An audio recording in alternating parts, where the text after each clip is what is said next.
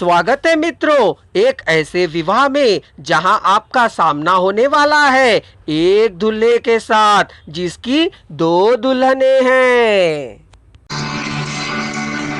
हमें किसी प्रकार की कोई थकान नहीं है। तीनों ने एक ही स्वर में कह रहे थे कि इतने में तीनों के बड़े अंदर घर के आ पहुंचे। हमें किसी प्रकार की थकान नहीं है, कह रहे हैं यह बच्चे। बुज्जुलू ने कहा। क्यों रे, क्या कह रहे हो तुम लोग? प्रमुखों ने पूछा। हमें किसी प्रकार की थकान नहीं है दादा, कहा उन तीनों ने। प्रमुख को खुशी हो रही थी, फिर उसकी बात की जीत हुई। फिर प्रमुख ने कहा, ऐसा ही हो तो ठीक है। गांव के प्रमुख एक एक करके बाहर आकर घास के ढेरी के पास से होते हुए निकल पड़े। तब बुजुलू ने अय्यावारू को जगाकर बड़ों की व्यवस्था के बारे में बताया। फिर कहा, आप यदि अक्कर को निभाने के लिए औरतों से कहें तो वे अपने अपने काम करना शुरू कर देंगी। अक्कर की तैयारियां करो, कह उपटन और हल्दी को छुआ अय्यावारू ने। औरतों द्वारा साड़ियों की फड़फड़ाहट की आवाज और चूड़ियों की खनखनाहट से हलचल मच रही थी। यह सब देखकर बुजुलू ने राहत की सांस ली। एपिसोड 18।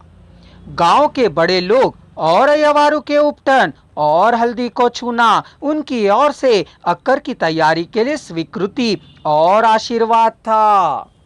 दूल्हे और दुल्हनों को हल्दी लगाकर उपटन लगाया। बांस की टट्टी से बने कमरे में लड़कियों को और बाहर लड़के को अच्छी तरह से उपटन लगाकर नहलाया गया। फिर अच्छी तरह से धोकर पोंछकर चमका दिया गया। दोनों दुल्हनों की माओ ने गांव में इस घर से जाकर बिंदी लगाकर अक्कर देखने का न्योता दिया। कैसे होगा, यह कैसे होगा, कह औरतों ने अपने गाल दबाए। जैसे भी होगा चलकर देखेंगे, कह झुंडों में निकलने लगी।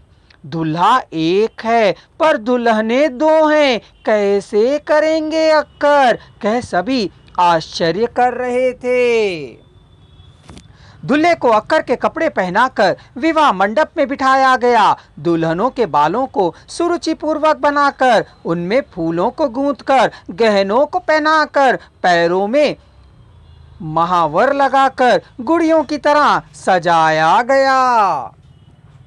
घर के मालिक बुजुलू ने सोने के लिए रखे पलंग के पैरों को और से किवाड़ कसा। बड़ा पलंग होने के कारण दो लोग आराम से उस पर सो सकते थे। चादर बिछाकर तकिए सिरहने की और रख दिया गया। घर की गृहिणी भी खाट को अच्छी तरह से ठीक ठाक कर उस पर नई चादर और तकिया रख दी थी, जिस पर एक लोग आराम से लेट सकते थे। सारे घर को बुहार कर पोछा लगाकर चमचमाता बना दिया गया था। हवा और प्रकाश नहीं आ रहा था, इसलिए तीनों खिड़कियों को भी खोल दिया गया था। अंदर वाले लोग दरवाजों को बंद कर चिटकिनी लगा सकते हैं। चिटकिनी आसानी से बंद किया और खोला जा सकता है। उसमें से किर किर की आवाज नहीं आ रही थी। तीनों को भोजन कराने के लिए एक थाली रखी गई। तीनों माताएं एक के ऊपर एक गिरती हुई थीं, कौर बना बनाकर उन तीनों को खिलाने के लिए। माताएं बच्चों को कुछ ना कुछ बताती ही जा रही थीं। तब अय्यावारू ने आकर उन पर अक्षतों को डालकर कुछ मंत्रोच्चारण करने लगे। चलिए अब चैनल को सब्सक्राइब कर लीजिए और पूरी शादी का आनंद लीजिए।